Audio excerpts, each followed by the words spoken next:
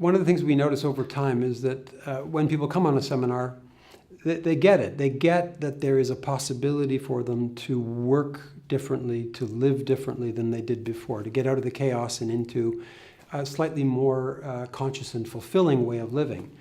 And if they implement what it is that we suggest, then very often they'll get the benefits of that. Only because they're human, after a certain time, it's difficult. It's difficult to go to the gym over time. It's difficult to not eat the cake every time someone puts it in front of you. It's difficult to continue to do the very, very simple things that we suggest in GTD over time. And so you're going to fall off. That's not good news, but that's the facts. That's what we see with pretty much everybody, including ourselves, is that some of the time we're on and some of the time we're off.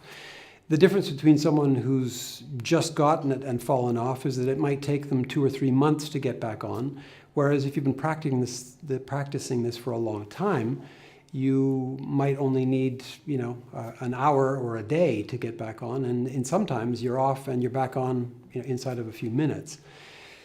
The question is, well, if I'm off, how do I get myself back on? And I think there's a variety of different levels you can think about that. The good news is that if you're off and you know you're off, at least you know that somewhere there is a better place to be. That was not true before you found GTD, so that's the good news. How you get back on, I think is relatively simple. As long as you haven't left it for several years, it's relatively simple to get back on. For me, when I fall off, it looks like a weekly review. So if I'm off and I've kind of lost the plot, I've lost my overview of what my work is, I'm starting to get anxious and out of sorts, then doing a weekly review will almost immediately give me my perspective back and allow me to start to make better choices about what I'm doing with my time. So that would be the easiest, quickest way to get yourself back on, is just to stop everything for roughly an hour and get back on.